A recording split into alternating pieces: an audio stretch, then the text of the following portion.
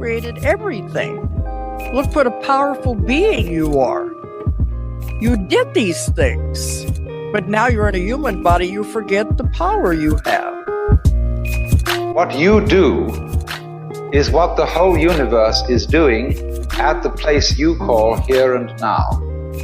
You are something the whole universe is doing in the same way that a wave is something that the whole ocean is doing. You're doing it. Doing what? Using your imagination. Welcome to Metamystics, where you don't know what you don't know. My name's Jonathan. I'm Sean. Tiffany, I don't know if you know that we changed the name of our show to Metamystics. Have you heard? I was just going to comment on that. Yes, of course I listen to you guys, so I know you changed awesome. it, but I don't know why you did. Well, Did you it think was that kind was of more like it like made people understand your show more? Yeah, I mean, I guess so. Mysteries, I guess, could kind of really be anything. The mysteries are more of like an initiated kind of situation going on there, trying to delve into the mysteries, which is really cool. But I don't know, mystics, it just feels right, Just felt like something that we would want to embody. You know what I mean? Really trying to understand the fullness and vastness of this reality, rather than saying, oh, it's just all a mystery and we'll never kind of figure it out. Let's at least figure out and understand what we can and take that. And I don't know, it just felt right. It I did. do like your opening jam though.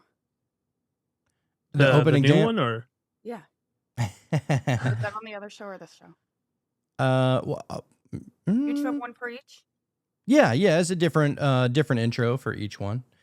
Oh, Tiffany, you know what? For any of those who maybe this is their first time listening to you, could you tell the one out there where they can find you, what you're about, who are you to the newbie? Who are we all? I am, well, I had a spiritual shop. I've closed. Last time I talked to you guys, it was still open, huh? Mm-hmm. Yeah. Then I went through a collapse and discovery of oneself, and I'm still, I guess you're just always going through that. But now I'm doing everything online, and so I'm an intuitive reader, oracle reader, and I like to go down rabbit holes, and I have a podcast. Well, I actually have 3 podcasts now, but one podcast that you can go check out if you go on YouTube, Rooted Frequency.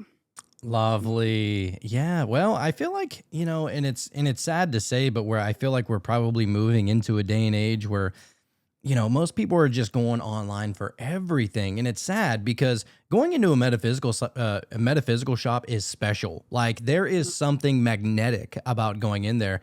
As a matter of fact, the first time I met you, the first time I did a show with you, I was in Christie's metaphysical shop, and that was a whole situation. Don't get me started on that. But going in there every day was special. You got to see the crystals and all the tarot cards, and somebody was always burning incense or sage, and there was always somebody receiving a reading, and you kind of wanted to be a little peeping Tom and be like, I wonder what's going on in her life. It was always just magic over there. And really loved it. So it is sad. But you know what? You're still going, and you still got it online. What is the name of that the online shop? Oh, I am selling crystals on Whatnot. Oh, on Whatnot. Mm-hmm. Whatnot is awesome. I do like that. My sister does that actually. Yeah. Yeah, it's fun. It's a lot of work, and everyone expects a crystal for $1. Like they don't want to pay more than $1 for anything. So, but I mean, I've done pretty well. I sold pretty much everything from my shop. But yeah, it's been quite a journey because my shop actually was doing well. It closed for a plethora of reasons, but I really honestly think that when stuff happens in life that doesn't make any sense, like on paper, I was doing well and I was trying to expand, and I just kind of ended up hooking my horse to the wrong, hooking my cart to the wrong horse. There you go. And this person ended up scamming me. So, but the fact that everything happened the way it did and everything was going so well, and I still believe in what I was building. I know for a fact that that's even more proof that the universe stepped in and was like, no, this is not the direction for you. Because there's no logical reason that it didn't work out. Yeah, it's weird. You know, there's a lot of things that really don't make any sense like in the moment. You know, and Mhm. that's the most difficult thing because you feel like you're doing the right thing. You feel like you did everything right to get up to that point. And Mhm. sometimes things just don't work out and you know, it's unfortunate, but ultimately I feel like call it the universe, the one, God, whatever, probably wouldn't have laid that on you if it knew that you couldn't handle it, you know, Yeah. and And it was like the best thing ever. Even like the week after it happened, people expected me to be. I was like, it felt like this boulder was lifted off my back. And I realized I was being limited trying to think so big, if that makes sense, because I was stretched so thin and just doing stuff one on one in my shop and like book solid, and it was just not sustainable.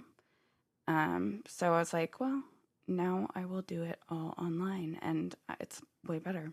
hey, Oh, that's great. It's just another step in your journey. You know, if you're spread so thin and you're doing all these things and you're completely booked up, it's like, where's the time for Tiffany? You know, I feel like you Mhm. still need to have experiences and really try to, especially in this spiritual realm, like what the fuck's really going on anymore? You know, so Yeah, for yeah, you to have that time for yourself and really even just to meditate or go walk around in the woods or whatever it is, you know, like you need those types of experiences to really kind of have these epiphanies or whatever it is, you know, that just yeah. happens to come to you. can't I pour from an empty had a cup hard as they time. say. That's right. Yeah, Yep. like even yesterday, I had time. This is fun, guys. I went outside. So I've been like on this well, I'm always on rabbit holes, right? But I've been trying to study connections between a bunch of different stuff. A lot of quantum explanations going through the codex and harmonic frequency, things like that. Um, so I went outside and I kind of built my own experiment, and I had like a spreadsheet, and I tried to manipulate the cars that drove by, like the colors of the cars. I'm on a busy road, the back of my house. So I was like, oh, well, I'll use this. So basically like meditating, and then you like fold up a paper, like papers with, yellow, red, black, white, and then you draw one so that it's totally up to chance. And then I would count like 25 cars. But before you take, you do breath, and then you kind of focus like really hard on the color and you start seeing like only that color go by. It's pretty crazy because and then you can look up like the statistical probability, or chat gpt, like what's the statistical probability for like blue cars. Like I did blue cars, and there was 11 out of 25, and that's like extremely Wow. high. Like there should have been only like 3 or 2. Right. So what I'm just like what I'm discovering is that, I mean, not that I'm discovering, but feeling deeper, I guess, is this connection between that everything's true. Like we are in some sort of simulation. We do have control over our reality. Um, like everything has little bits of truth, and they're all sprinkled in there. And if we can like work our way through those things, I think it's like we slowly master life. You're the one, Neo. Mhm. She's We all beginning are to the one. believe. Yeah, it does feel that way too. Like, for example, you know how whenever you're around certain people, it's like the energy changes. No matter who it is, could be good, could be bad, could just be even keel, whatever it is. But there seems to be some kind of energy shift every time you're spending more than just a few minutes with somebody or around somebody. And so I recently just moved to Arizona last week. And I'm out here, I'm staying in my parents' guest house to try and save up some money so eventually move back and that whole thing. But yeah, it's so weird because I'm used to living by myself, and now by myself and my kids and everything. But now I'm living with basically 2 more adults, and it's like a different code going on. Like it feels so strange. Like just trying to observe it, not for what I think it is, but just observing it for what it may be, I guess. And dude, I tell you what, it feels like reality is just totally different. I don't even know how else to explain that. Maybe that's just more of a weird thing that I'm personally experiencing. It's also a full moon tonight. I think it's is it the Hunter's moon tonight? Oh, I'm not sure, but I did notice it's a full moon. So, That's the hunter's moon. oh, Yeah. okay. Yeah, it's really strange, No, but it's not just you. yeah, like you feel that way too, like being around. No, I mean, it's my parents. It's not somebody that's brand new, but it's brand new to be as much around them as I am now, Well, I mean, there's a huge shift happening right now. And I think even, the whole everyone was waiting for the rapture that was supposed to happen. So I did like a whole post on that. It did happen, okay? But it Mm. wasn't like the end of the world, but it was the end of the world as we knew it. The entire frequency of our world shifted. And we've known as spiritual beings that we've been going from a 3D universe to a 5D. And this is part of it because we are used to going through individual ascension. And some people have been going through it longer than others, but now we're experiencing a collective ascension, and it's the first time for it. So we're reaching these milestones energetically together for the first time. And that's why things feel so freaking different. And it's like the earth herself is ascending as well. So like it's not just I hear it from everyone. It's like the world has never felt so real yet so not real. And that's the only way it seems like everyone can kind of explain it. It's like you're looking and you're like, that's not a real tree, but I've never felt like but I've never felt like the veil's so thin. So it's like so bizarre.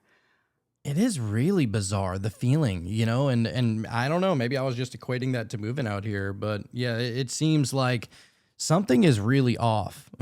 Like I almost feel like you ever notice whenever you have a lucid dream and everybody's wearing a hat, but you decide to take your hat off and everybody stares at you and they're like, "Whoa, what's this guy not wearing a hat? What's going on here?" Right? And they're like, "Hold on, like you just threw an entire wrench into the machine that we got going on over here." It's almost as if you were to just take all your clothes off and run around naked. Like that feeling. And man, it does seem like it's strange right now. And I've been having even the strangest dreams, like dreams that I normally wouldn't even normally dream. Yeah, it's like things that I'm not even thinking about, and I know that the subconscious picks up on a lot of things and whatever, but yeah, man, I don't know, because normally your dreams kind of play off of your desires or your fears or something like that, right? Not so much lately, it's just to get weird. You want to hear what I was thinking of the other day? So like, if like all of the like the observer effect in quantum physics. So they say like that's kind of why like the elite is so obsessed with making themselves have some sort of legacy, because it's like if no one's looking at you, do you exist? So I was like thinking about it and going down my multiple dimension parallel peeps line of thinking.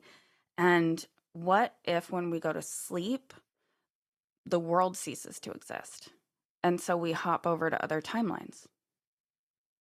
Yeah, that's the many worlds interpretation, right? Mhm. They think our world stops existing. I don't know, I never thought of that. If you've ever seen, there's this show called, what's the show I'm thinking of, Sean? On Netflix, The OA. Yeah, right. Yeah, yeah, I've heard like of that. to where she dies and then she wakes up in another reality. Maybe she's Russian this time. I totally think that's true.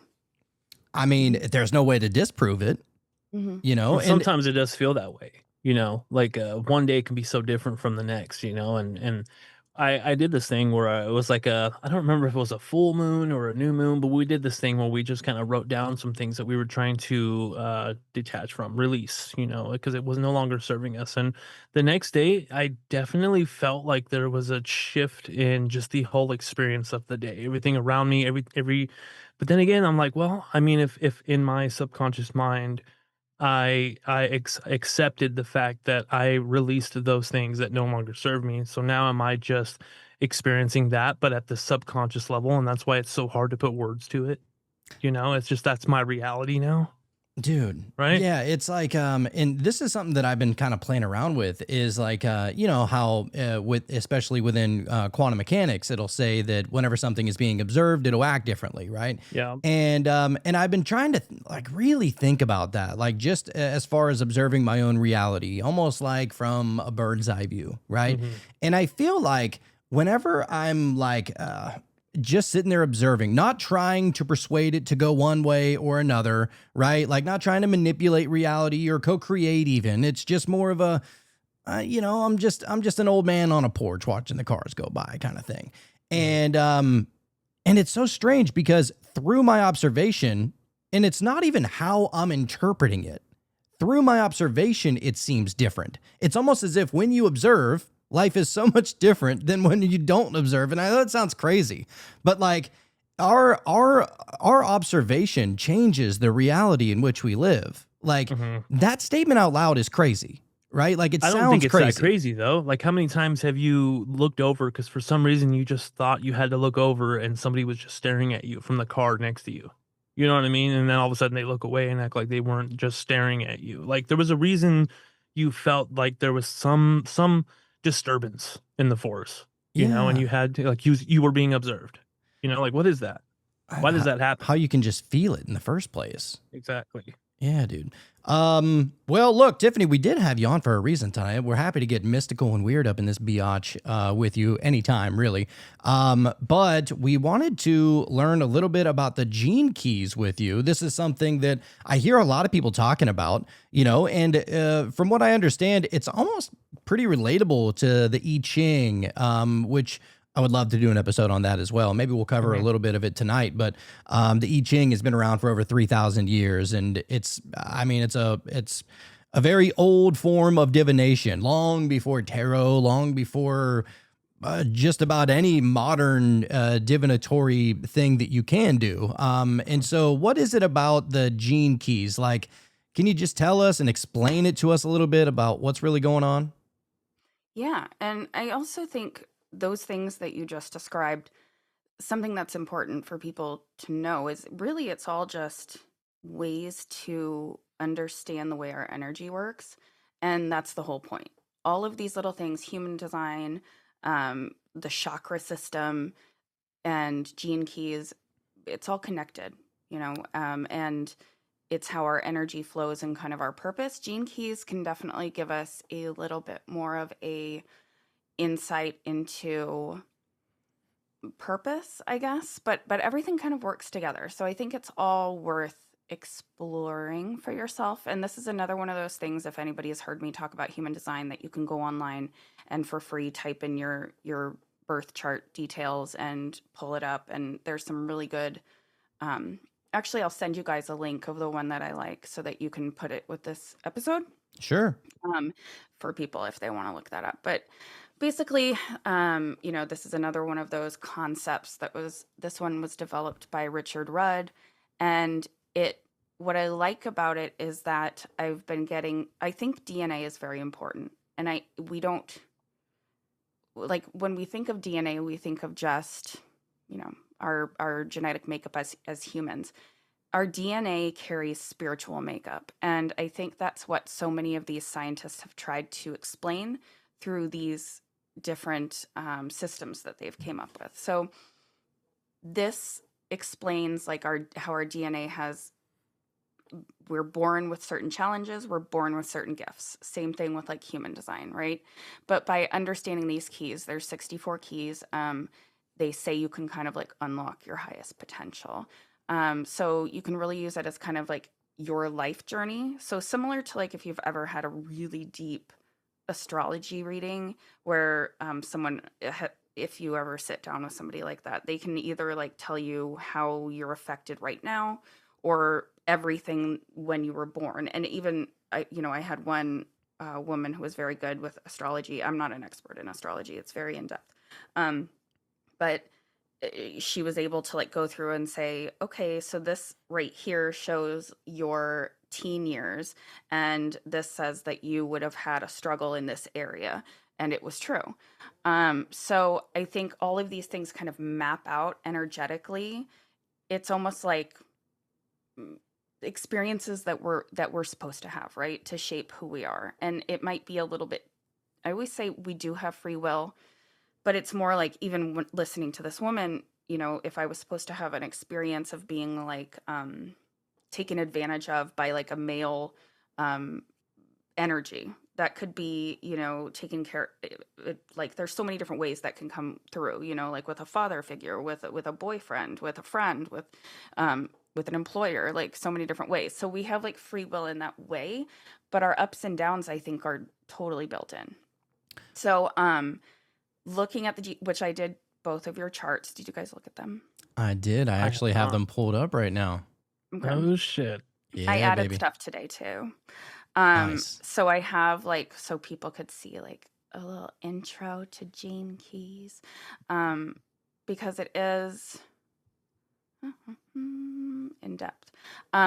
So when we look at like each gene key, there's a shadow, a gift, and your city, which is like your enlightened expression. So, you know, pretty much everything spiritually that we talk about doing shadow work, we talk about like, you know, through the shadow work is how we kind of explore and find our light and release those things. And then we can kind of arrive at this place of spiritual enlightenment, right? So is that the So, same city that the Hindus talk about? Is like almost like a yeah. supernatural power? Mm-hmm, mm-hmm. Okay. Yeah. So like, yeah, and I always just think of it like, I don't know, every time I hear it, I just think of like this really enlightened Buddhist monk sitting on top of a mountain. But I Same. mean, that's like essentially kind of what it is. Like you get to this Right. place where you are one connected with everything. You know? Right. Yeah, and I mean where I first heard about that was the autobiography of a yogi by Paramahansa Yogananda. Dude, Mm-hmm. that book is, if anybody is interested in any like upgrades potentially, if you want to try and figure out what forget the human body, what you are capable of becoming and doing and accessing, these things are incredible, you know, and people literally dedicate their lives within meditation and fasting and abstaining from you know, all of life's pleasures, and they're able to achieve these crazy superpowers, you know, like being able to create a scent in your hand, or being able to levitate, or being able to have super strength, or like astral projection, and the wildest things. And you hear about it, like you'll hear about even there's saints that have achieved this form of remote viewing, to where they're able to go and visit somebody in real time with like their energy body or their astral body.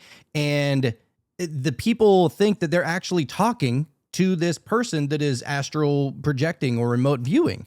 And it's so crazy. And they're like, oh yeah, I just saw him last week. So they believe that they're seeing like him, like his body, right? You know, the person that is astral projecting or whatever. And the one saint, I can't remember what his name, but he Sri like Yukteswar. it might have been, but there was another one. There was like a Catholic saint that was able to go out of his body and visit all these people. He went up and like visited somebody as they were flying a fucking plane or something. It was crazy, right? And he went back to like go and try and talk to him. And I guess the person that was at the monastery or the person that was at the church says, "Oh yeah, he never comes out of his room, so you couldn't have seen him. Like he was there the whole time, right?" And so it's and this is the thing, it's not demonic. Like people that just instantly assume that we can do these supernatural things, it is not a demonic thing. It is something that not even the human is capable of. It's something that you, as the spirit, as the soul, as the energy, the thing that never dies, is capable of. And I just love learning about that kind of stuff. So I'm stoked to hear about the cities. You know what I think it is though? Because you just brought up something I recently was thinking about. I think that when people meditate and they reach this certain level, I think it's all of this stuff, which is why I wanted to tie it back into like the Codex and Robert Grant's work, because once you understand how the universe works, it's like Nikola Tesla saying that once you understood that the harmonics of everything and the numbers, that you could control the universe. I think it has to do with understanding that like dimensional space doesn't exist. So, do you remember when all of those like CIA documents were released where they showed all of the experiments that they did in like the 70s and 80s on psychics, Oh basically, yeah, like psychic kids. Project Stargate and stuff like that. Yeah, so there was like one with this kid that if you go through and read it, they had an envelope and they sealed it, and they told the kid that he had to like get the letter out of the envelope without opening the envelope. So he would, and it didn't even take that long. Like he would focus, and he did, sure enough, like, and they did this like over and over again. He was able to take the letter out, and he was also able to put it back in seamlessly. And they said it would just like disappear and appear. So I was like talking about that with my husband, and he's not very like spiritual, and he's like, yeah, but what's your source for this? I was like, CIA.gov. Like these are documents. He's like, oh, okay. But I was like, let me explain it. And then I was like, okay, because I watched this one video that was like really eye-opening for me when you think about like 2D, 3D. So we like see everything in 3D. But like if we were cartoon characters and we saw everything in 2D, then like you could have, a like a box or whatever, but it would look like a piece of paper, So let's say the back of the box is open. So to a two-dimensional person, they have this piece of paper and they're like, oh, get the piece of paper out of there. But we're 3D. So we go, okay. And then you go around the back of the box and they're like, holy shit, that just appeared out of nowhere, because that's what it would look like. Like it would, your hand would, like everything would disappear and then just appear. So I was like, I bet that's just my theory, is that they have a kind of mastered understanding that there's more dimensions that we can't see. So like they're going into a 5th dimensional, 6th dimensional, 7 to access these things. There's probably like an opening, and they're like, boom, and I don't know if they think of it like that, or if other dimensions, once you access those, if it's not even physical and it's in our minds. So that's my thinking, but you just got me thinking about that. Yeah, it's so interesting too, like all that remote viewing stuff. And yeah, there was some kind of convention that was just a couple of weeks ago that was specifically on that I was kind of following as it went by. And it's like the side games, or the side games. Yeah.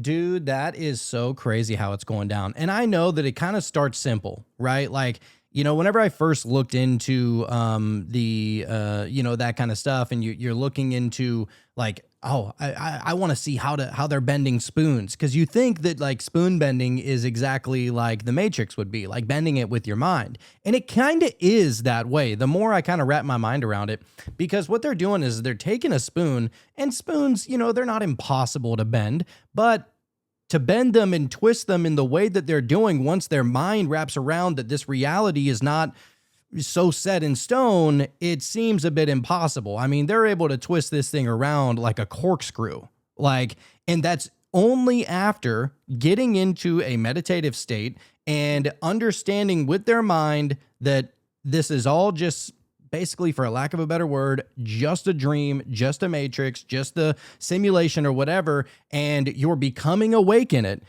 to where now the spoon, it doesn't matter the amount of force that you have to apply to it, because you understand that the force that you're applying to it is still only the physical force that you're eluding from this physical world in the first place. It's basically all about just getting your mind out of the way. And once you can get your mind out of the way, the obstacles become a little bit easier. And I would say that probably applies to just about damn near everything, right? Mm-hmm. Well, it's just the same thing with those Buddhist monks. There was the case where they were able to take like a really heavy statue, and there was that reporter that stayed at that monastery and witnessed them like basically making it light as a feather, and they could make it float, which is obviously how like the pyramids were built. They understood how frequency affects matter, and nothing's really completely dense, or so they would just change it, and that seems like that's what they're doing with the spoon. Yeah, it definitely does. So all right, so you're trying to say that the gene keys will point us in the direction of what cities are more Potential. easily accessible to the individual? Yeah, so like you have a hologenetic profile, like I said, based on your uh, birth info, and it can guide you through life's work, evolution, radiance, and purpose. So there's like sections that it's chunked into, like all of the charts. So this is just where I like wrote bullet points for people. But if they look at like Jonathan, I think I have yours first, but Yep. so people can see. So all of those are like your little gene keys, and when they like pull out different patterns from within it, those are the ones like you'll call out for this one's life's work, this one's evolution, and seeing kind of how you transform through your life. So you can use it as a tool to just, and that's what everything is, right? Just understanding ourselves more deeply, and the more we do, the more we uncover our gifts, and the more we can kind of get fully in alignment with our highest self, with our purpose. Are So, the numbers like a rating system? What is the difference between the numbers?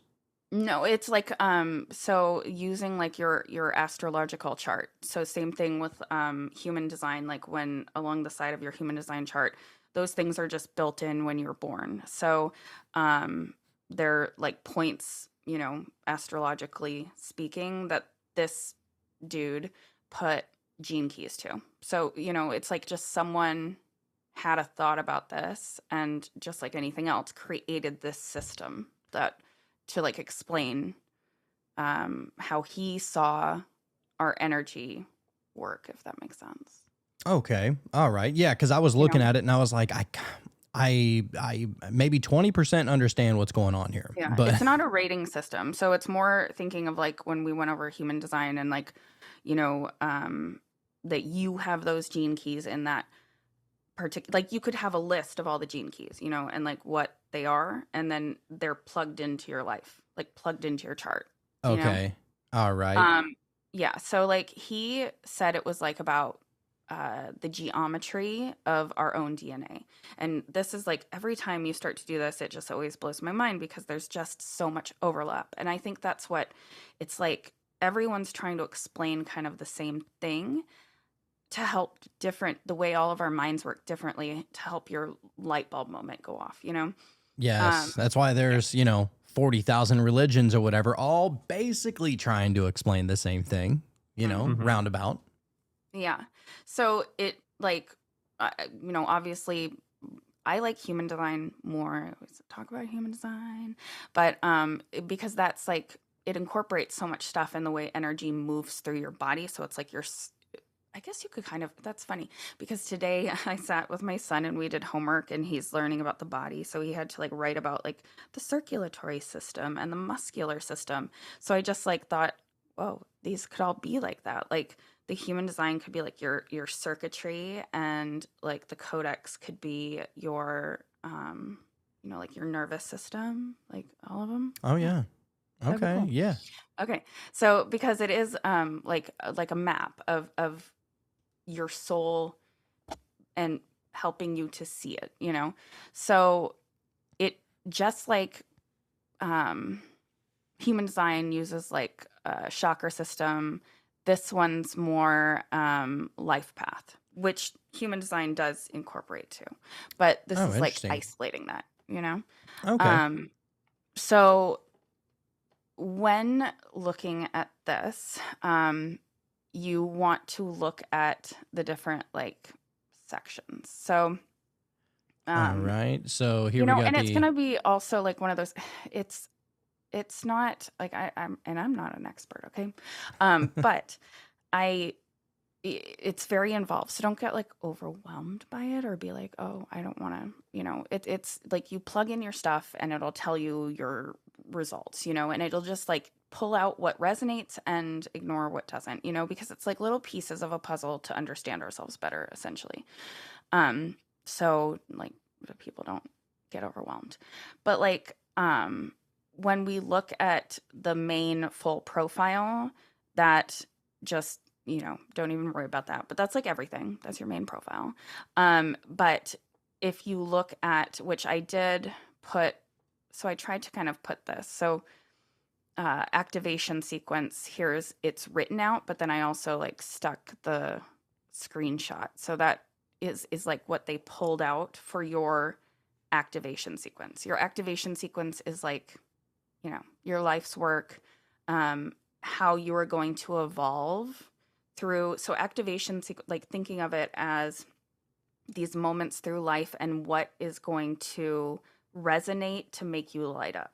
Okay. Like that's the way I explain it, kind of, because not like just what we were saying, like not everything is going to wake up everyone the same way or resonate the same way, so you're built a specific way, which side note, 3 out of 4 of our main things are exactly the same, Jonathan, but that makes sense because we're very close to our birthdays. Okay. But as I was going through there, So this life's work, now help me just understand the flow here. Is it saying that, all right, these are the possible things that this is the line of things that the line of possible outcomes that could happen, to where if I'm not in alignment, then you have the dislocation. If you're more in alignment, then you have finding clarity and alignment and flow, or for self or others. Is that how it works? well, so remember how every single gene key has that shadow and has the the light part of you that you discover when you acknowledge the shadow, and then the enlightenment. So it's like these 3 parts in every single gene key. So when we look at your activation sequence, your life's work is basically your shadow part of you is dislocation. So I guess maybe you could put that a lot of different ways. So maybe feeling out of place, right? Like in your life, once you kind of were able to realize you felt out of place, then orientation, finding your place in light, finding an alignment, and finding like your flow with other people. And then the big aha moment of you, the guru sitting on top of the mountain, is that you've kind of mastered that part of your life, and now it's unity. So you've dealt with the shadow, you've discovered your gift and your place, and then you're in this place of unity. So it's like these trails of and that's why they say it's like our map of our purpose. Does that make sense? Okay. All right. Yeah, I see. So it's kind of like maybe it starts this way, and through experiencing dislocation or entropy or reaction or intolerance, these are the things that could be birthed from them. Well, they are inherent. So it's like in your genes, and that doesn't necessarily, like, so intolerance. That doesn't mean that you are intolerant. That could mean that intolerance in some way shapes who you are. So maybe you are a person who, when you see intolerance, it makes you like feel a lot of things, and you want to first off, like, maybe get involved in that, and so you want to understand, so it makes you want to kind of like get to the bottom of human behavior, so you could look at this part of your purpose as you looking at the world through a lens of identifying areas of intolerance, you having understanding for both sides of it, and that your big gift is that you don't even judge. You have this beautiful way of forgiveness about you. But that, as your purpose, is meant to be, we have to think of it like an energy. So when you go around spreading forgiveness and having this way of understanding and reaching people, that spreads. So it's going to create harmony, right? And then when we look at how your life's work, so your purpose is like forgiveness, your life's work, unity. Those go beautifully together. But shadows are, everything's yin and yang. So you're always going to have those shadow parts of us. It's more of when we do spiritual work, we can finally shine a light on them.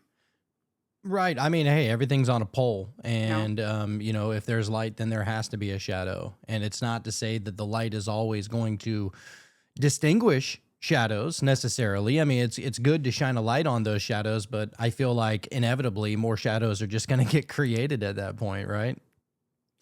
Well, I think that the entire purpose of like being here is to completely understand ourselves.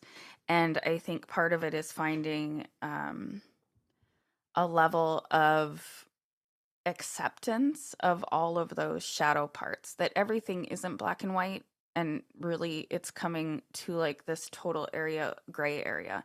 And again, just to use my Buddhist monk, scenario, a Buddhist monk isn't going to get super excited about something, isn't going to get super mad about something. It's this contentment, that you find. So it's like finding that gray area. So we have to understand shadows to understand light and find that gray area. Which is perfect for the reaction as far as the radiance goes, because you always have a choice to react, and a lot of people kind of get that confused. It's like, well, yeah, I'm reacting this way. Who wouldn't react this way? Meanwhile, that reaction is only creating basically an emotional instability within inside of you, and it's creating, if nothing else, a temporary hell. And so it's you listen to how you just explained that. You just explained that exactly how I said you were born. Like you just said, how could someone not look at it? You're looking at things through a collective lens. Most people don't naturally do that. And to you, it's like, how can you not see it this way? Also, that's part of your projector. But you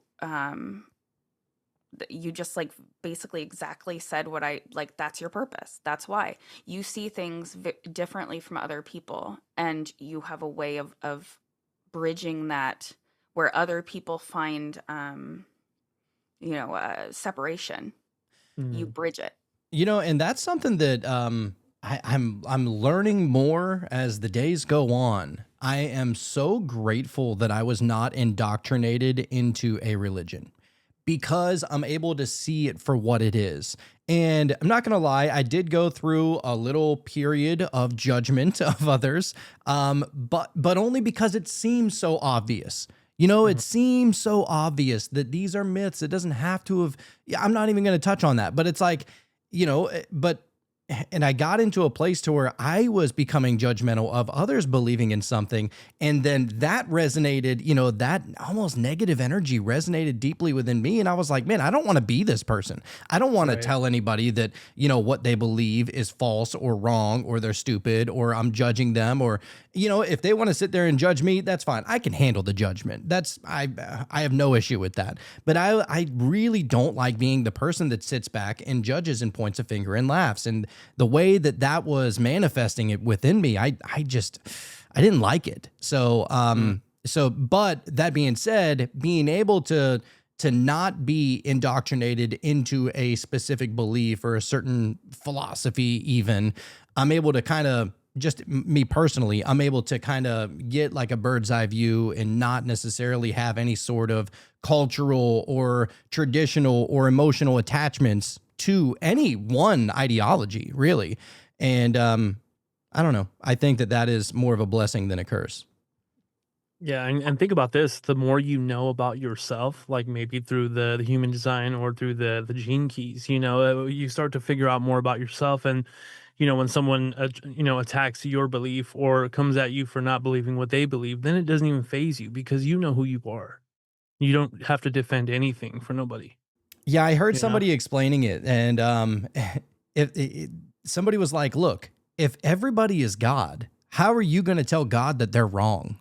You know what I mean? And it's like, it's pretty interesting whenever you look at it like that, because if we are all one thing, which that's definitely my belief. I believe that all of this is just, it's an illusion. It's the great Maya, right? That people have talked about since the beginning, really, that everything around us is just a projection of whatever is going on within us in some form or fashion, and that we're all really one. The idea of illusion and separation is completely defunct at that point, right? And so I got a little, upset thinking about that for a second. And I was like, man, if there's only one thing, then you would have to imagine that the world would be kind of lonely. But within pantheism and panpsychism, it's not necessarily like that. What I did find is that there's another term, which is kind of like the dark side of panpsychism and pantheism, which is something that's called solipsism. Dude. Oh, okay. If you ever look into that, like, it'll give you nightmares. Like, it's not fun. Like, Okay. you will look at the world in such a dark and gloomy place all the time, because now yes, everything is one and everything's a projection of you and you're the only one that exists, but it's like, it makes you feel even lonelier. I don't know. It's just a weird mindset that I'm like, fuck solipsism. Because now everything's about me. And I don't want to be like that. Solipsism is everything is, essentially projecting from me. Everything is emanated from me. And this place wouldn't exist. It wouldn't exist if I didn't exist. So I'm going to make it all about me. And I'm not for that ideology personally. Well, I think what it, and I could be wrong, I haven't looked into it, but I feel like this reality kind of is projected from you, because if you had a totally different mindset, let's say you were a Muslim, your world would be so much different than it is now. And so how is it that just your mindset and your beliefs and whatever you embody, and then you look out into the world and that's what you see, and so I can understand it in that regard, but not totally. Like, things wouldn't be existing or happening if it wasn't for you, but just the way that you observe it and what you notice. I had this weird thought today, because, just going into and what has been illuminated recently. It's like, if you said earlier, there's 40,000 religions, At least. and maybe that's just, maybe there's a bunch of branches within the same religion within that category, but nonetheless, they all can't be right. You know what I'm saying? Like, and so if only one of them's right, let's say, then everything else is just made up, and people just, you know what I mean? And so, like, all of this does kind of just feel made up at that point. But at that point, it's like, what if everybody's right? What if and this is something that I've kind of been battling with a little bit. Like, what if there is no absolute truth? And that kind of bothers me, that way of thinking, because I like to think that, the further we dig down into the rabbit hole, that eventually we're going to get closer and closer and closer until one day something happens. And I don't know what that thing is, but I would like to think that we're going to at least get close to it throughout the years that we're going to be doing this show, right? But I can't help but think just that one thing in the back of my mind that says, it's like, it's all true, and you kind of just been chasing your tail the entire time. You know what I mean? Like, that's kind of a worry in the back of my mind. I don't think it should be a worry in the back of your mind. I think when you're thinking of the fact that everything is true, through the eyes of a Christian, that philosophy or that religion is true. Through your eyes, the things that you're thinking is true, and the experiences you've had are true. I think it's more along those lines, not necessarily that everything is true all at the same time, but for the individual, and the way that it is experienced that way. For all we know, it's all chaos and all mind, and we're all just living through our own illusions. And, and maybe that's true too. Who knows? Yeah, it's probably the dark side of it, maybe. Yeah, maybe that's, who knows? But I mean, on the physical level, surely there has to be some sort of objective reality, but we'll never know what that is, because all we have is subjective observation. Well, and that's the thing, with the double slit experiment, shit is going to act different when you observe it. So it can only be one thing to you. You know what I'm saying? Yeah. Like, through your observation, you'll never be able to monitor it without observing it. And that is like, and I don't know, maybe I'm just like digging a hole here, but it's like, if I'll never be able to know what it looks like and what it acts like and all these different properties of whatever the truth may be without observing it, then I'm never going to understand it at its truest state. But I don't know, man. You know what? I'm choosing not to look at it that way. I'm choosing Right. to look at it in a more positive light, because I do feel like we through every episode, you know, with throughout all the multiple guests that we've had on, Tiffany several times, Lord Byron several times, Optimistic Bank several times, everybody has been able to bring something new to the table that broadens our understanding. And it's a beautiful thing, because it is, you know, just like within, it's like the lotus flower opening up, or you know, something is expanding, and I feel that way for sure. Yeah, I just feel like, you know, whatever it is that you are putting your observation on is what you're going to experience, whether it's positive or negative, you know. And so I don't know, if something doesn't resonate with you, or a belief system doesn't vibe with you, then just, you know, you don't have to observe it. Let it be, let it do its thing, and you know, you just do your thing. You know what's So interesting though, Tiffany, is that you mentioned that I, you know, at least through this, that I have the city or the ability or whatever to be able to kind of see things maybe for what they are, and be able to explain them in another way, so to say, right? Dude, that's actually like, this is not the first time that something has been presented to me that has kind of explained that about myself, you know, through astrology readings and psychic readings. It's almost like the same message every single time. And it's weird how it all lines up like that. So if it's all bullshit, how is it all connecting? You know? have to take pieces of everything. Life's a puzzle. And I think we're supposed to pull. And I also apologize, but there's going to be purring for the rest of the time. that's all right. That's all right. Because my cat he demands to be here, and it's 11 o'clock at night, so it's cuddle time. So sorry. But yeah, so I could go down a whole other thing, but it'll probably be a 30-minute tangent if I talk about my theories on that with because I do think there's some truth to that. This is our world, and that we're all the star of our own show. And what's beautiful about it is, it's like, you know, the glass that's shattered all reflects the same thing.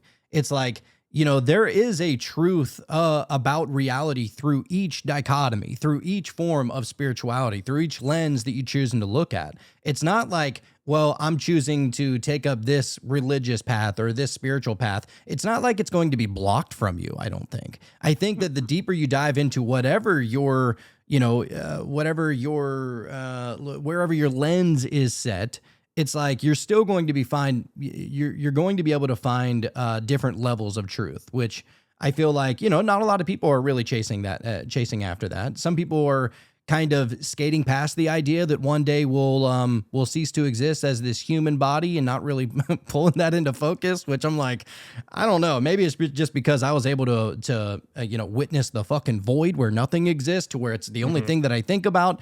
But you know what I mean? It's like I'm being swallowed in it, and I'm like, why? How are you just complaining about the weather? You know what I'm saying? There's more to this reality than that. Try the void on for size, Dude, all right, and come yeah. back and talk to me. Yeah, try You know? breathing no air and also being able to breathe. It's weird. But anyway, sorry, Tiffany. Just wanted to interject that. No, you're fine. So with this, I also, like, if you scroll down, I kind of have like a synopsis of I don't know, these aren't like page. Oh, they are page. Okay. This is page 5. Oh, is it right here? The No, go up. okay. Yeah. So like what we were right just here. talking about. So this is like your life's work, your evolution, your radiance, your purpose. So and that just kind of like breaks down what we kind of already said, but you know, that you do play an important role in like the collective. I mean, everyone does, but like you in shaping it. So you are a person who speaks like right to the heart of humanity, and you can like shift people's thinking and like open their perspectives. So that's why like podcasting is such a great platform for you, you know. Yeah, I'm a peacock. You got to let me fly. Yeah. Actually, would you be okay if I just hurry up and read this real quick, and then, you know, we'll read Sean's as well, but just to try and give an example of what the gene keys could describe about each individual out there. I mean, I know it's about me, and then it's going to be about Sean, and doesn't necessarily pertain to everybody, but just the idea of all right, whenever you plug in these details, what is it going to spit out? Very, very similar to astrology in that sense, which I find fascinating. But so it says, my life's work, what I'm here to do. You may not be aware of what an important role you play within the collective body of humanity. You are one of those whose life directly exerts a magnetic force right into the heart of humanity. It's as though you have access to the steering wheel when most do not. Everything you say and do affects the direction taken by humanity. The clearer and more selfless your activity is, the more you affect the world around you. Your life's work always has a mystical dimension to it, no matter how mundane it may seem. In every sphere of life, you have the power to create a subtle global influence that is out of proportion to the actual activity itself. Depending on your frequency, you are either blessed or cursed in this respect. This is a great responsibility, but there are also millions of other people who share your same archetype. No pressure, Yeah. Don't even trip. My evolution, what I'm here to learn.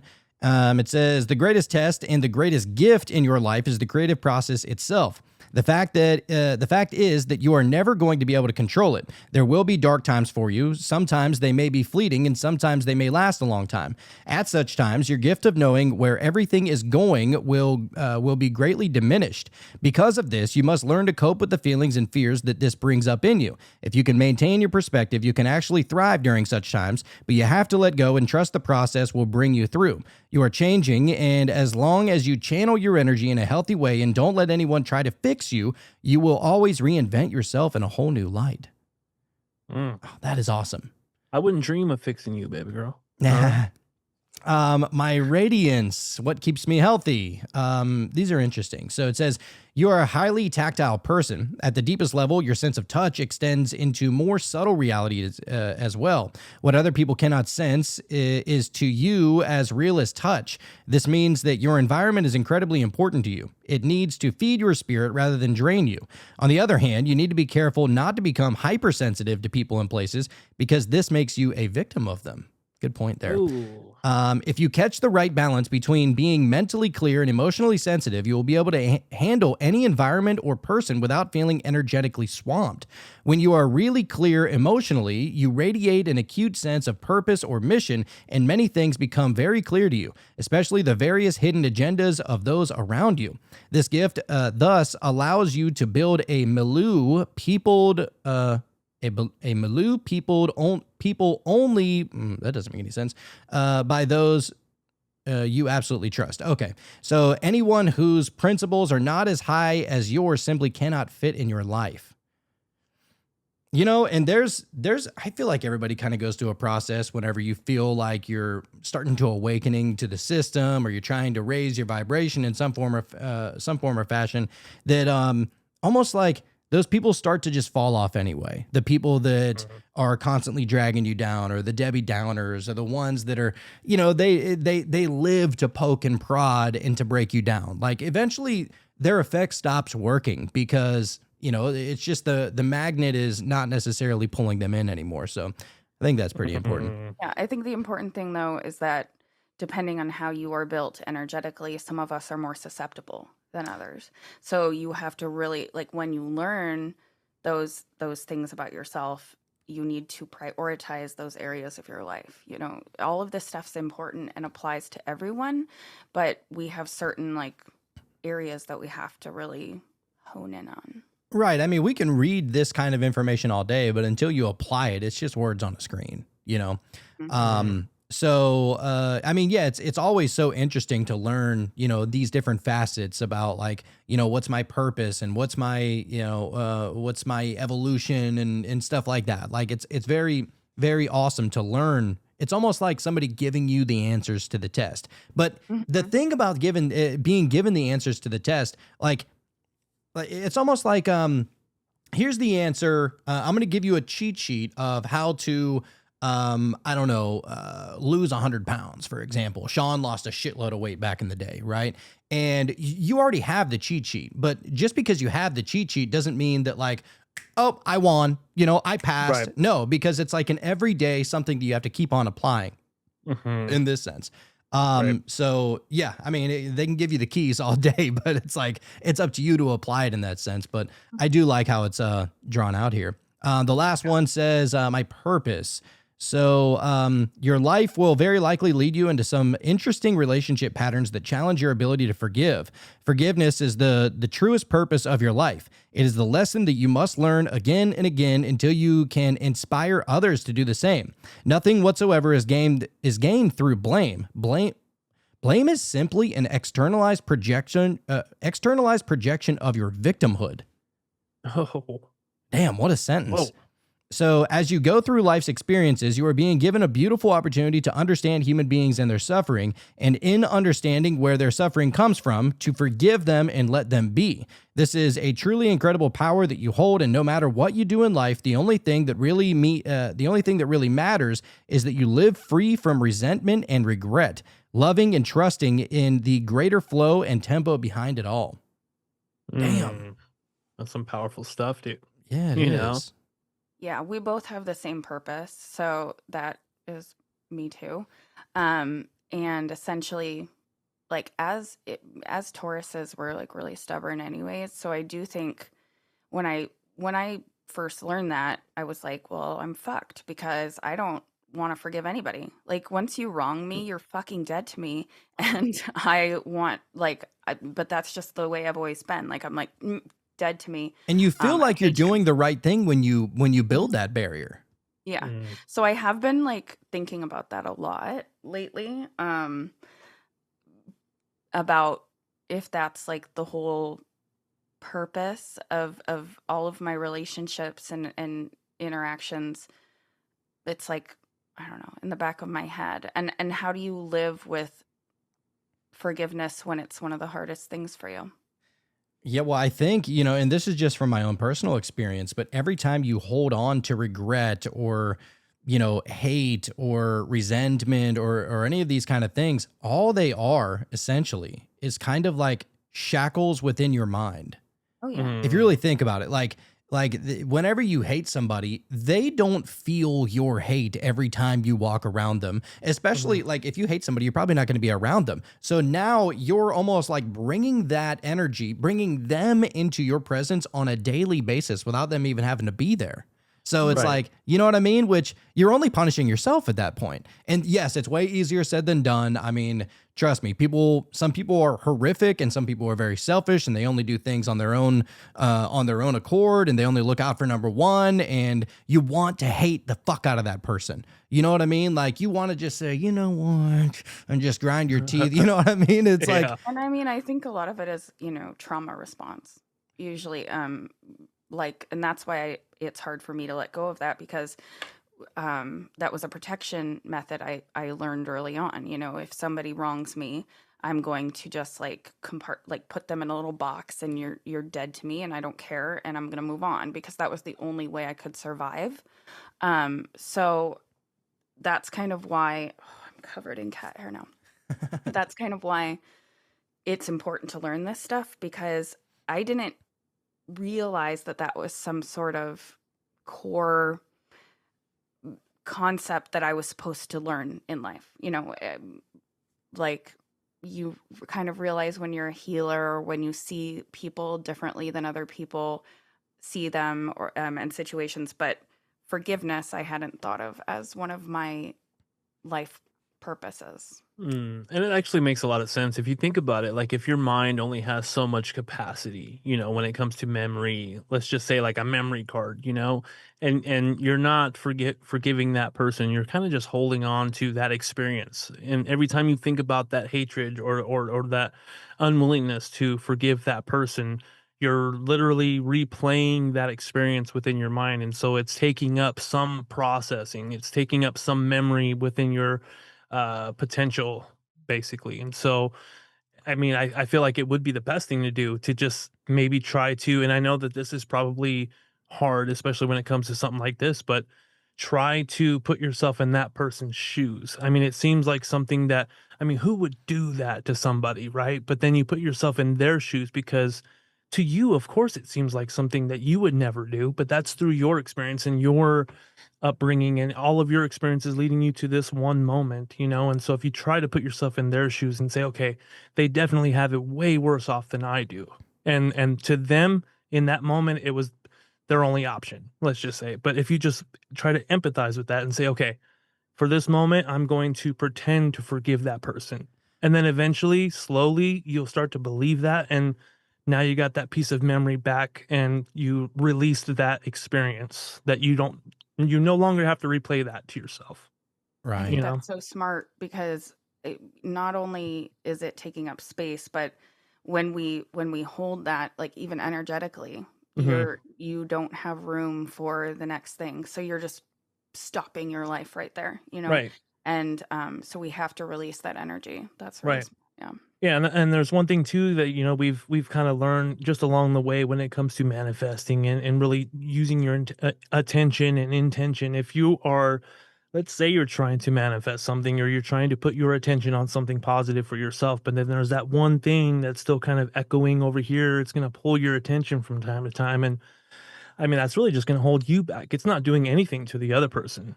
You forgiving them may not even benefit them at all, but it's definitely going to benefit you. Oh, For I mean, sure. think about how often you think about someone after you've gone through the process of forgiving them. Mhm. You know what I mean? Like Yeah. it's kind of like you're thinking about them less now, Right. because you're not necessarily holding on to that. And if you Um, do, it's no longer so much of a negative experience. It's like, okay, that's what it is. That's, that person. It's whatever. You know, it's a I've moved beyond. shadow work, Before baby you girl. pop over Yeah. before you pop over to Sean, so part of what I said, something that I'm like putting together is star seeds, and I've been for a while trying to map correlations between like human design and certain specific starseed lineages and um, the gene keys, and then also the codex, all pointing to like your harmonic frequency, your language. Um, so one thing that I pointed out on yours, Jonathan, on the side, I like made a little comment on the side of your like the when you read everything. So Okay, your gene key 49, it should be like on the right. Don't the comments show up for everyone? No. I don't see it.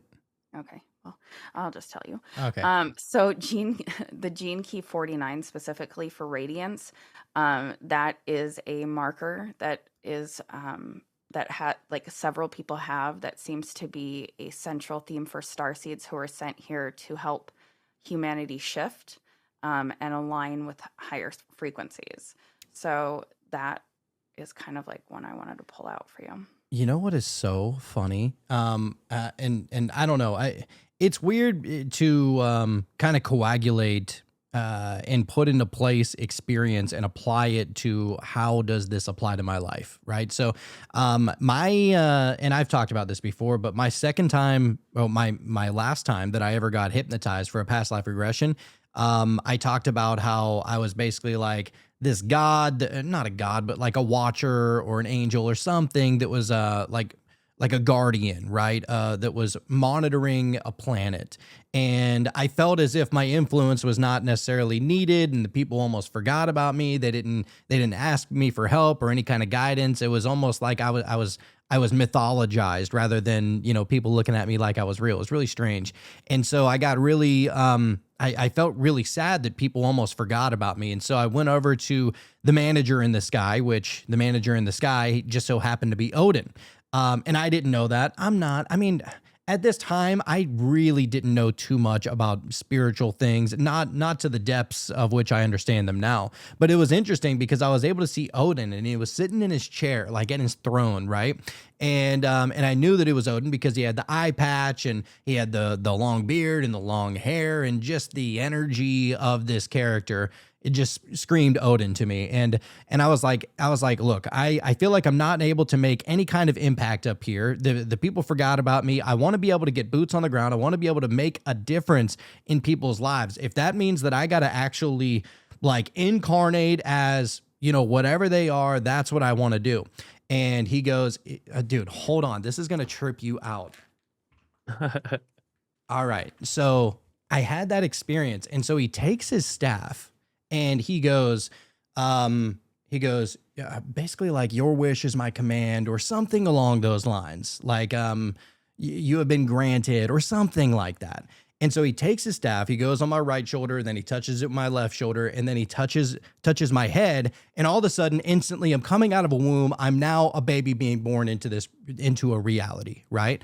And I was, ever since then, I always wondered, like, how much weight do I put into past life regressions? Like, do I take that literally? Am I supposed to take it symbolically?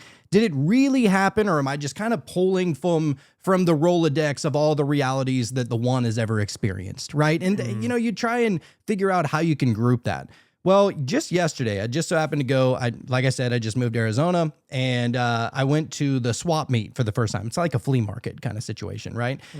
So much fun. I loved it over there. But there just so happened to be this one little metaphysical area. And this woman was selling, a bunch of crystals and sages and, the typical metaphysical stuff. But she had this little statue, and I just could not take my eyes off of it. And basically, check him out. It's just like, he's like little Odin right here, right? And he's sitting in his throne, and the fucking guy has the staff, maybe, of what was going on in my mind whenever he kind of sent me here. And so I'm like, love it. I just realized that. And I was like, I don't remember Odin having a staff or whatever that is. And all of a sudden, And this then guy your does. regression. Right. That's great. Yeah. So, and I say all that to say, could that be like an example of, what the process of a starseed coming at, maybe as a starseed and incarnating in this reality? Could that be an example of that, do you think, Tiffany?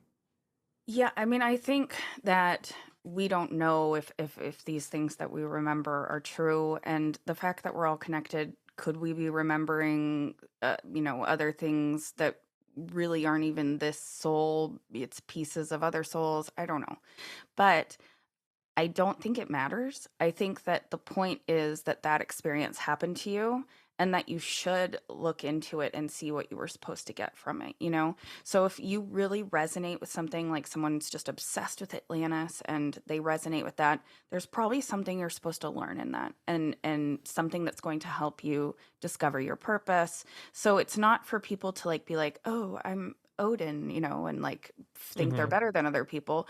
It's so that, you can look at that and gather something from it. So I would absolutely, like, if that was that vivid of a experience, there's something in it for you. Yeah, what's interesting, and Sean, help me remember if it was, I can't remember if it was Gloria Canning or Cassandra, the psychic, that said, look, it doesn't matter if it happened in this reality or if it happened in a dream, it's an experience. Was that Cassandra? Yep. Yeah, it was. She goes, you experience that one way or the other. And that will always remain an experience to you. Whether you had a crazy dream or a crazy, past life regression or a psychedelic experience or a real like physical life experience, that it's all an experience that your conscious is collecting. And so it's like whenever you watch a movie, like your mind doesn't know the difference between that happening in reality and that in that not being real. Like especially whenever you're under the influence of hypnosis at that point, because you can't watch a TV for longer than 60 seconds without being, kind of put into a slight trance state. And so it is That's interesting. actually really, really interesting. It's like, if you think about it, you're never going to have a dream like the dreams that I have. Like those are like almost, well, not almost, I would say definitely specific to me.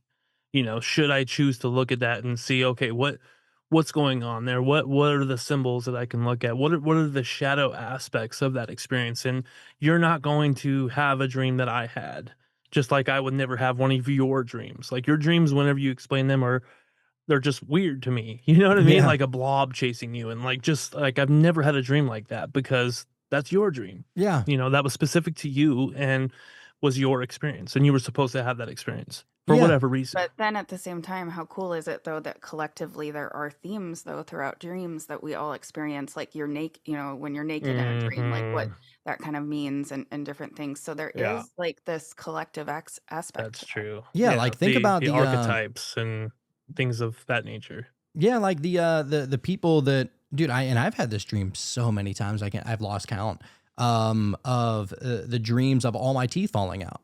Like I probably have that dream at least once a year.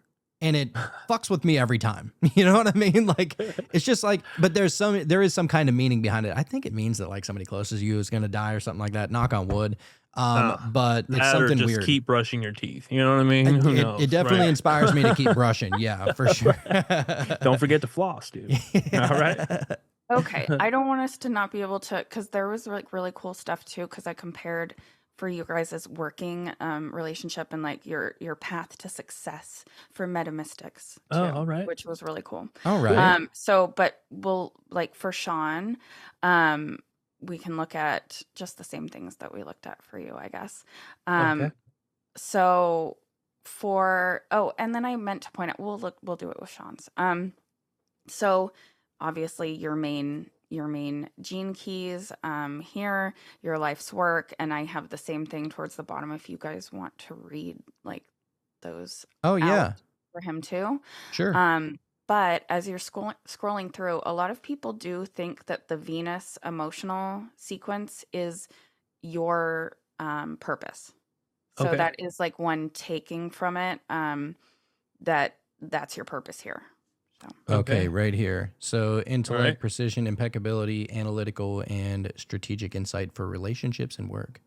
Oh, And all right. I think even like whenever we're talking and Jonathan and I can get a little woo woo and like, but Sean, you have a really good way of like, you make it practical. You take something and you Yeah. apply it, and I think that that's like this. You can explain things in a very like strategic, offering that analytical side to the insight, which is Sweet. really cool. That is, yeah, that's Awesome. that sounds about right for Sean, I think.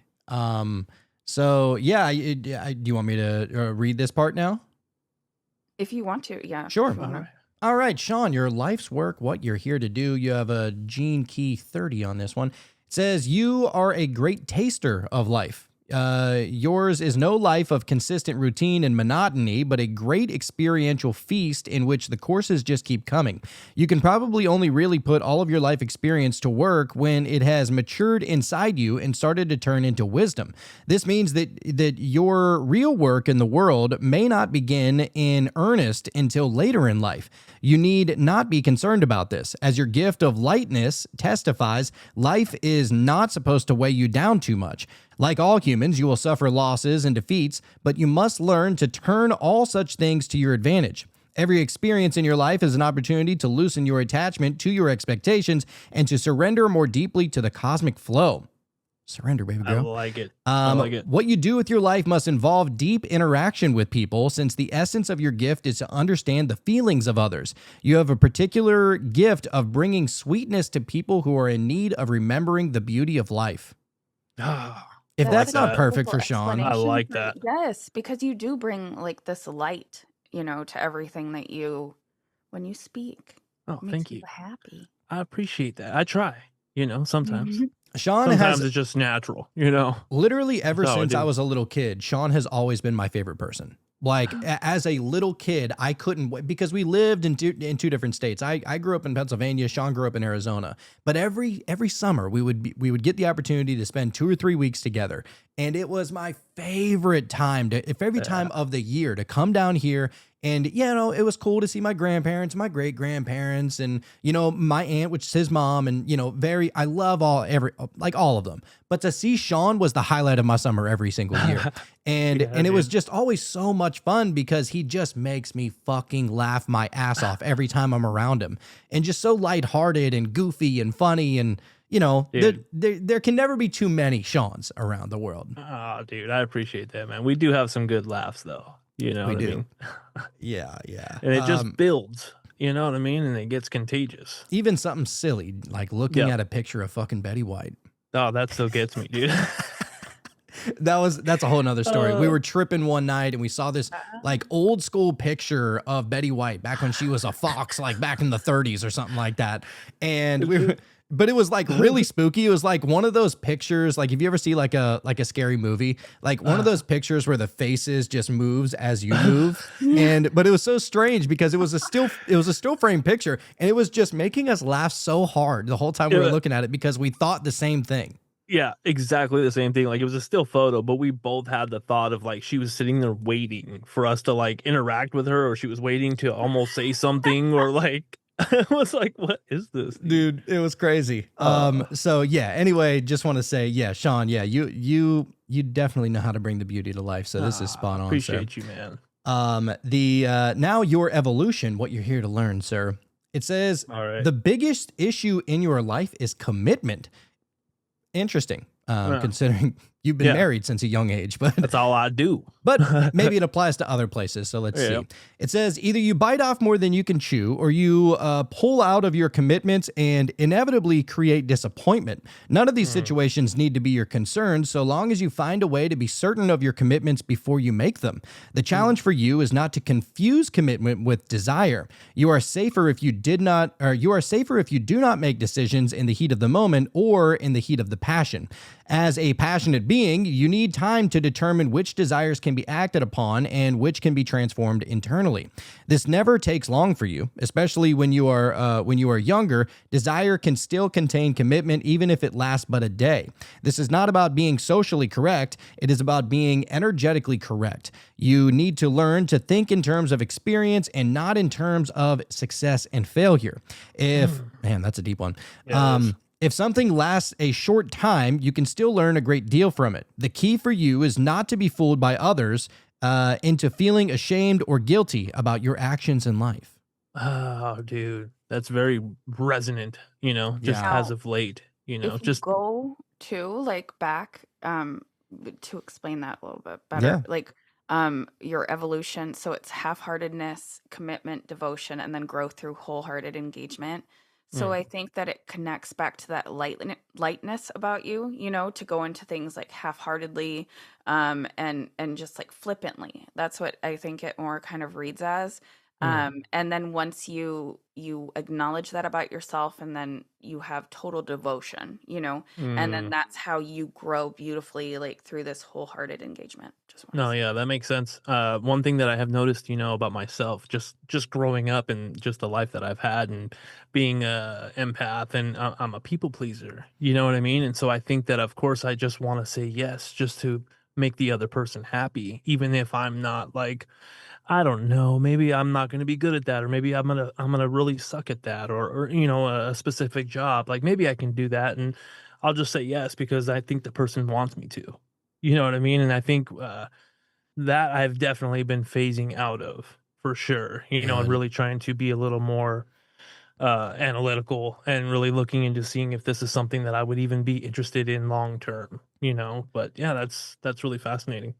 It's pretty interesting how, Mm. like, just spot on some of these things can be. Well, it's funny because, yeah, going into this episode, just like the human design, just like astrology, just like some of those things where I'm like, how does that work? Like, how is it that it even makes, sense, or really resonates? And I just had that feeling it was going to be something like this, where I'm like, I don't know how this is going to work. I don't even really know what it is. And then here we are, and I'm like, holy shit, Yeah. pretty spot on, Like, man. how the hell does a system know you better than even some of the closest people to you, Right. Right.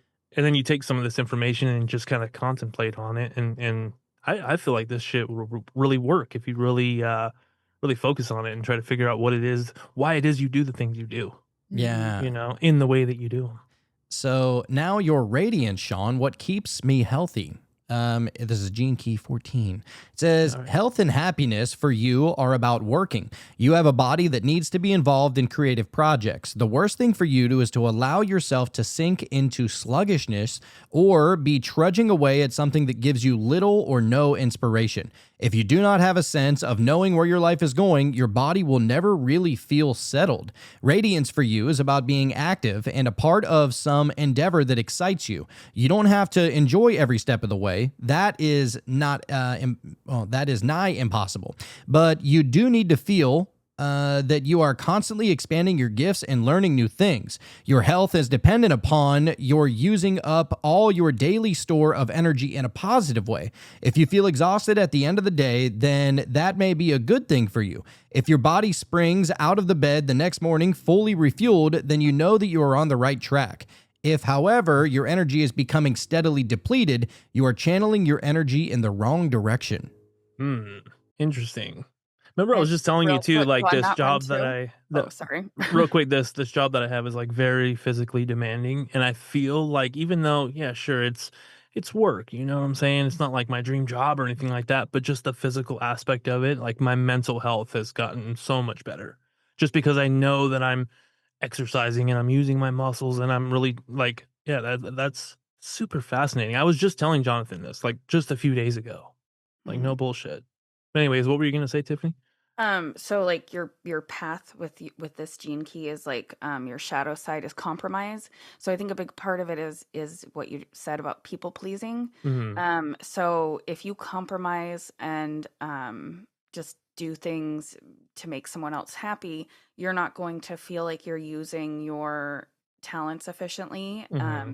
So when you acknowledge like when you are completely lit up and doing things that you are passionate about that feel that are aligned, Hmm. you come across extremely like competent, you know. Hmm. So people know that they're in good hands, like you got this, you know. Right. And that's what leads to vitality through using your talents efficiently. Mm, When I I tell like you that. what, I feel that way every time I'm receiving a tattoo from you, Sean.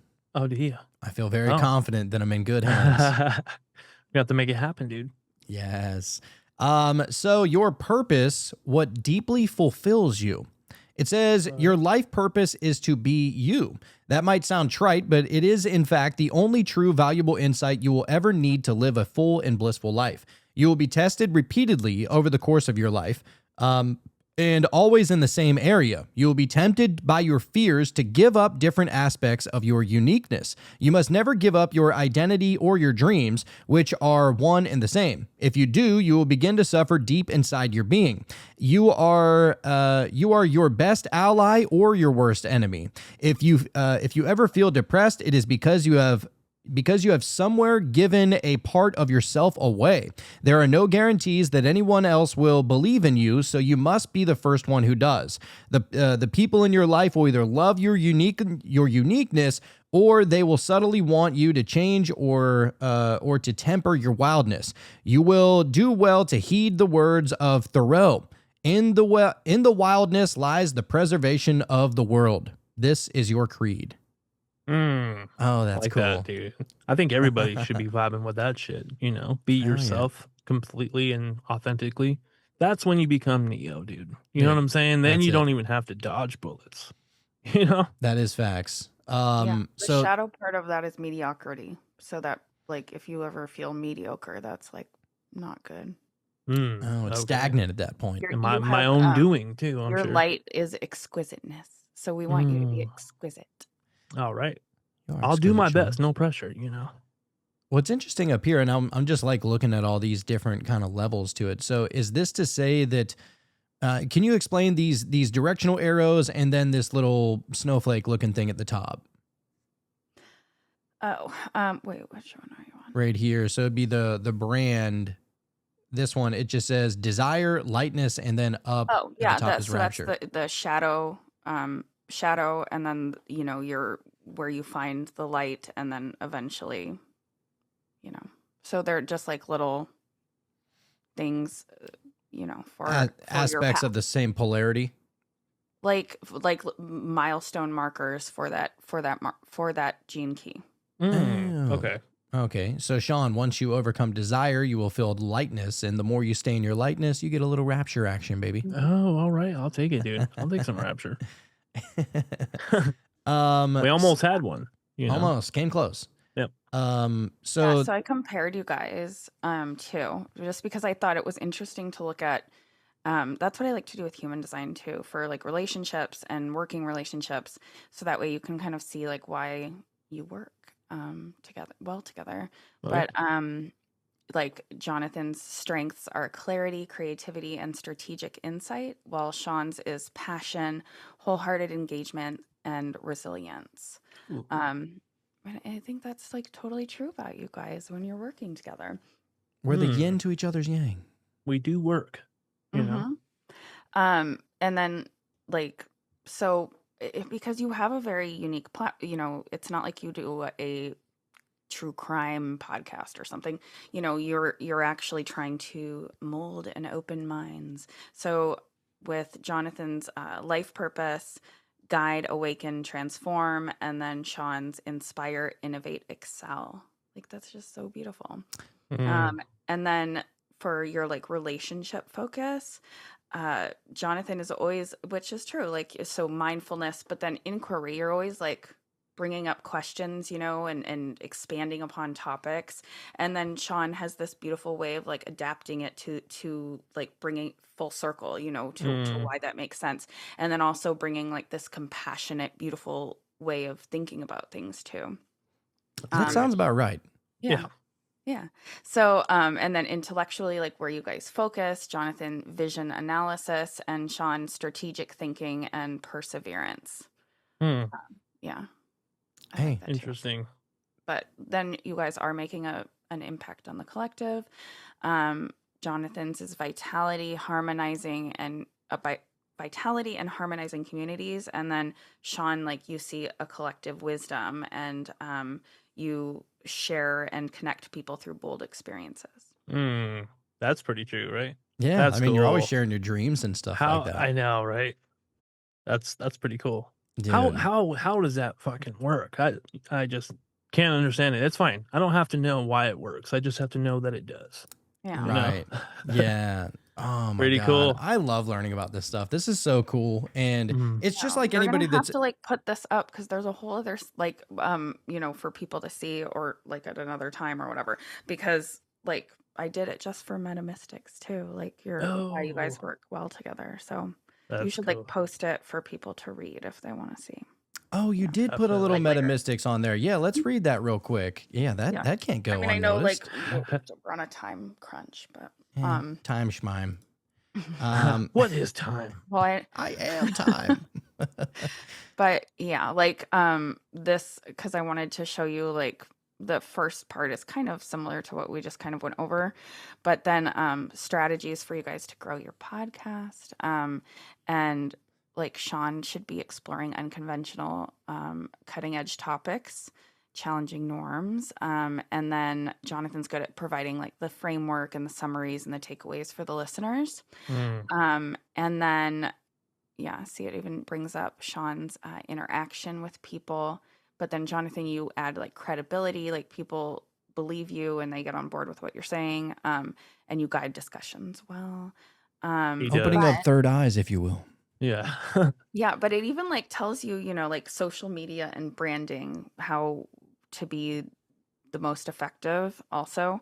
Wow. Yeah, I know. It's like I gave you guys a whole plan Oh my here. God, it's a whole sheet and the then whole to blueprint. life. monetization and financial growth. So like where you guys can really excel in that. But like I wanted to show, you know, because also if people are struggling in those areas, they can look up their gene keys and then you can, I mean, yes, I had to like do analysis on all of this, but you know, people can do that too. So I love fascinating. this. I love that you can look at this and Mhm. at the very least, you know, even if you don't understand it right away, as far as one of these aspects being about you, you know, you can still contemplate it and really think about it and really figure out where can this be applied and where does this point to for me specifically. And then once you find it, then you're halfway there. You know, now you just work on it and that's great. I love it. At the very bottom, your key takeaways are that Sean drives attraction, excitement, and adventurous content. So you're like helping to maximize the reach, and Jonathan provides structure, insight, and trustworthiness. So you maximize retention and deep engagement. Oh, hell yeah. All right. Together So they create a unique. a beautiful partnership. Love I it. think so. Yeah. Awesome. Like peas and carrots. Says together they create a unique spiritual podcast that balances magic and mastery, generating community growth, visibility, and monetization opportunities. Hell yeah, dude! All right, I'll take it. I like take it. it. This is so like you just put your name and your birthday and where you were born, just like you would with your your astrological chart, and it just spits out information that just so happens to just be perfect for whatever you're looking for. And it's, man, that is so fascinating how that just works like that. We live in a simulation. I think that is almost a proof of it. Wouldn't you say? I think so. Yeah. Like, this isn't Of just some like sort. Absolute divine design. we're not just, you know, tiny little amoebas that evolved into something that consciousness is secondary to at all. Like, Well, I it mean, can't be that. who's to say how it all started? But when it comes to how we interact with it, I think that's where the aspect of the simulation comes to play. You know what I mean? If all is mind and everything we do is determined by how we process things, and even just the little micro emotions that you have towards little subtleties in your day, then all of a sudden you're doing this instead of that because of it, and it's just, you know what I mean? That's the simulation. Yeah, it's weird I mean, in because, my opinion. well, and the thing is that you can really get stuck in the physicality of this reality. You know, like you can really put all of your eggs in that basket and say, you know what, humans evolved from monkeys, but before that we evolved from fucking fish or lizards or whatever. And it's like weird things of people connecting it. And it's like, what they're really finding out is that consciousness precedes the physical form. Like, that you can actually experience, and this is something that I was just watching a video on, Aldous Huxley, whenever he wrote The Doors of Perception, he was saying throughout his psychedelic experience that he was able to, he always thought that like consciousness was in the brain, like consciousness was in the mind, but through that experience of, I think he was doing LSD or something. No, what was it? Ketamine. That's what he was doing. But to each their own. Everybody has their own flavor. right. But he was doing that psychedelically, and he got to a point where he was like, wait a second. No, consciousness is not only held within the brain, and he was able to experience himself outside of himself, which, I mean, and if that's the case, then that would have to prove that we go on once the body dies, right? Because we don't necessarily need the body. It's just almost, I don't even want to say that we're using it almost parasitically. It's not like that. Maybe it is. But I don't know. It's like, this is just something this is a vehicle that we're riding in. And there are many different ways to try and understand why we're here and what the purpose is, why we're here. And, the Gene Keys is just another way to be able to look at it from that angle. That's So right. Tiffany, you're the I'll best. have to come back on and we'll talk about star seeds and the codex, because I think like what you're describing, in my opinion anyways, like I think we have like a soul fingerprint. So it's like your harmonic frequency is your soul DNA, and it's all like connected to this. So I think that explains a lot as well, and for people to explore that, we can talk about that. But That'd be great. another show. Sounds fun. Yes. Sean, what is that tarot card, my good sir? Oh, we got and I'm not even surprised, but we got the 10 of Pentacles. Oh, So, The 10 of you know. Pentacles is haunting me. It's Really? a full moon, you know It's what one I of the mean? best It's cards. the end of the cycle, if you will. 10 of Pentacles. I mean, come Oh on now. yeah, it's the end and the beginning, all That's right. encompassed into one number. The 10 of Pentacles, the culmination of prosperity has arrived. This enables you to create from a new place of abundance alongside those you love. A card of shared wealth and bounty. The 10 of Pentacles shows 3 generations of a family enjoying themselves in a luscious garden on their property. The family is surrounded by 10 pentacles, showing that they do not have to worry about matters of finance. The 2 dogs are symbolic of loyalty, while the depiction of children, adults, and an old man illustrates the process of maturing that unfolds throughout your life. Oh my god. Yeah, we get dude. that. We get that card quite a bit. I do love that one. It trips me out every time too, because I got 2 dogs and kids, and like I don't know, it just really resonates when I see this one. The spiritual reading behind it says buying a home or inheriting property or money are all current possibilities. You're also seeing overt generosity from your family or important members of your social circle. You have plenty of love and support to further your dreams, especially when you seek advice from people you respect who are older and wiser. The key meaning of the card is wealth, family, and inheritance. And then, of course, it being the number 10, meaning a complete cycle. Perfect. Beautiful. Perfect. It's a great card. Tiffany, let all of the one out there know where they can find you and all your great work. Come over to YouTube and find me at Rooted Frequency. I also have meditations on there too. And yeah, that's pretty much the main way to find me. I don't know Awesome. what's happening with my crystals yet right now. So, but and you can always reach out for a reading if you want. Right now, everything's just very laid back. Just be my friend and message me, and I will give you a reading. Oh, you know what I did? Now I just decided. So this Tuesday, tomorrow is the first one. Every Tuesday, I'm going to be going live on YouTube at noon, Eastern Standard Time, and giving free readings for an hour. Oh, wow. hey. That's cool. Yeah, because I've Heck been yeah. feeling a call to do readings for the collective. So How do you Very how do you cool. go about doing that? Are you pulling a tarot card, or is it more of just a connection? I'm gonna do my oracle deck that I designed. Yeah. Love it. Your own oracle deck. Eventually, dude, that is a goal of ours, is to have our own oracle deck. That would be so sick. It's fun.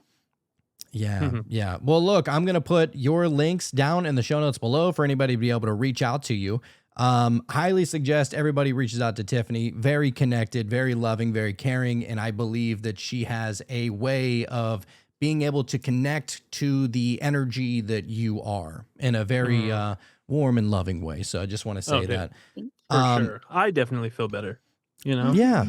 So Yes, has that motherly aspect to her. So, love it. And look, we'll put all that down in the show notes. I do want to say, for all of the one out there, if you want to be able to support us in any kind of way, we have a multitude of ways that you can do so. We have patreon.com/metamystics. That link is down in the show notes below. If you want to be able to come over and support the show, there's multiple different tiers over there. If you want to be able to join us every Wednesday night at 9 p.m. Central, go over to the Wonder Wednesdays tier, and you'll be able to come and get weird with us. It's always, either an awesome topic or an awesome guest. Sometimes it's Lord Byron Jester. Sometimes it's Cassandra Van Zandt. It could be anybody. It could be any topic. And so you kind of just got to be there. So we appreciate everybody who comes and join us in those fun little times. But we're also on TikTok, Instagram, YouTube, all of those things. And for those who are listening on the Cult of Conspiracy platform, please, if you would, give us some 5 stars, give us a review, give us a shout out over there. It helps the algorithm a lot. But if you're also if you're listening on the Metamystics platform, do the same, because it helps out big times, and we appreciate everybody who has done so. That is awesome. Like, going through and reading a lot of the comments underneath. Normally, I'm kind of a little weary to start doing that. Under Metamystics, it's almost always good. Yeah. So I love that. So we appreciate all of the one out there that are leaving the kind gestures. Yes, thank you guys. That being said, we're going to get over to the meditation now. I don't know exactly the direction we're going, but you're only going to be able to meditate with us only at Patreon. Unfortunately, can't do it on YouTube. We're not going to be able to put it on the podcast platforms, because then there's going to be commercial interruption. Patreon, there is never any commercial interruption. That's probably the best part about coming over to Patreon. So, with that being said, Sean, any final words, sir? I mean, this was just a great experience with Tiffany, and thank you for doing the extra work and really trying to dig deep and figure out, all that you could for us. And I'm really I want to have that printed out, or at least have a chance to look at that and just go over it a couple times myself. But yeah, just thank you for joining us, and this was great. Thank you guys for having me. I always have fun. Of course, yes. All right, well, let's get over to meditate, and then we will converse after said meditation. But look, before we do that, we want to say, if Tiffany Haney came here and she taught you anything, it's that you don't know what you don't know. So don't just get weird. Stay weird.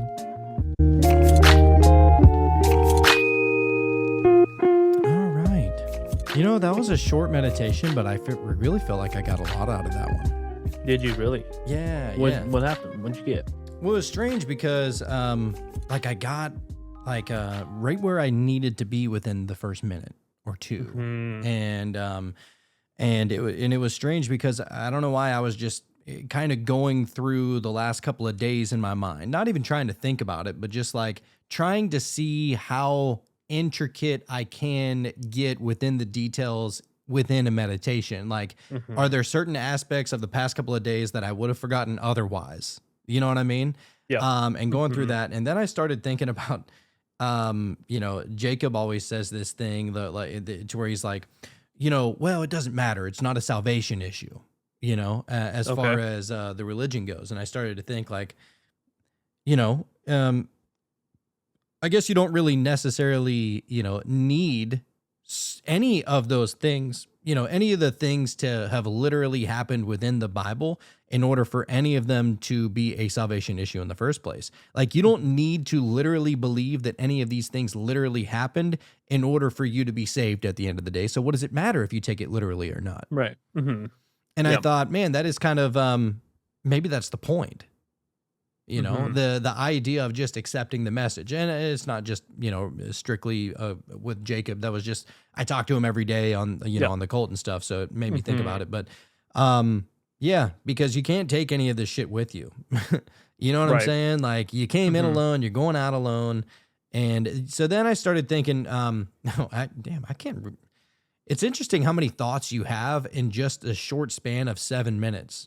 Mhm. Yep.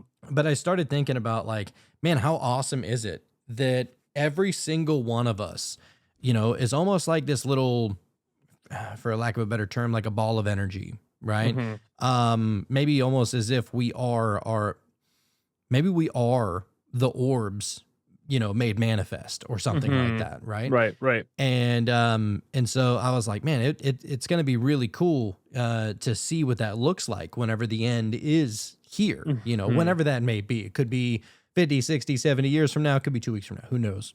Knock on wood. I don't want that to happen, but it Right. could be at any point in time. Mhm. And how cool would it be to be able to, like, just see every individual as just, like, not necessarily as their human form, but as their namaste form, you know? Mhm. And, Yep. like, to not look at everything so literal and just Right. understand that literally everything is so fluid and all of this is just a dream. Mhm. And ultimately, it's funny that you bring that up, because I feel like ultimately that's how we should just be striving. That's what we should be striving for, even in this physical reality. Like, yeah, sure, we have to go to work and we have to do physical things, and other people believe this and other people believe that, but it's like, really, I mean, you don't see that we all kind of came from the same thing, regardless of where you were born, regardless of what book you happen to have been reading and just so happen to believe in as truth. You know what I mean? I mean,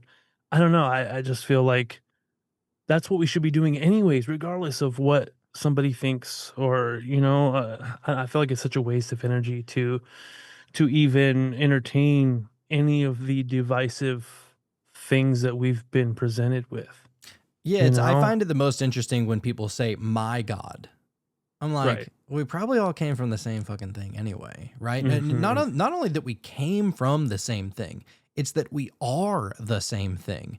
Hmm. It's and just to look at it through a Neoplatonic version, Yep. everything stems from the one, which stems from the nous, which stems from the world soul, which emanates into the world, the Right. physical earth that we're living in. So every single individual, every single thing, every single not thing that exists in this reality is being emanated from another source, which is being emanated from another source, which is being emanated from another fucking source. Yep. So As it does. Yep. that is, I mean, it's a full on, mind fuck. And that's only one way of looking at it. That was Plato's way Hmm. of looking at it. And then Plotinus, kind of made it into a more evolved thing, which, to be Hmm. honest, I kind of like the more evolved one version anyway. Yeah. But it's cool because you'll see many different, explanations trying to describe things without necessarily being religious about things, all Hmm. throughout time, whether it is Taoism or it's, like Hmm. all these different ways of being able to just tell you that, like, you're pretty fucking special and this life is pretty fucking special. And it's up to you to, like, find out what your purpose is. And that's Right. why I just love that, like, your purpose is to find your purpose. Like, that is Right. one of my favorite quotes of all time. That your purpose is whatever you believe it to be. You know what I mean? Like, I feel like it would be such a waste of what it is that you have, to think otherwise, that you aren't special, or that you aren't made of the same thing that everyone else on this earth right now is made of. You know what I mean? Like, I don't know. And that's another thing I'd like to get into, and maybe we can do an episode on it. But I've been thinking about this a lot since that painting that I sent you, and I took a screenshot of it. But anyways, I would like to get into the understanding, and because I feel like this is across a lot of cultures and even religious understandings, but the whole idea of a spiritual war. I feel like we always hear that, and maybe, some people would say like, oh, there's ETs, and there's this war that's going on between the Anunnaki or whatever. And I'm not even saying that that's what's happening, but I just would like to get down to why is it that so many people over time that don't have any communication with each other have brought up the idea of a spiritual war. And I have a feeling that really all that is just your internal struggle with everything around you and your thoughts and your beliefs. And when you're questioned about what you believe, and then vice versa, and like I feel like that's the struggle that we all have between each other, because no one knows what it's like to be Jonathan, nobody knows what it's like to be Sean, nobody knows. And so we're all at like odds almost, and we're all divided by what fucking wing you're on of this So fucking stupid. bird that was made up, and like you know what I mean, like what the fuck, so it's like, what are we talking about? Yeah, it's interesting because I feel like everybody feels judged and judges in both an esoteric and an exoteric kind of way, the inner and the outer reality.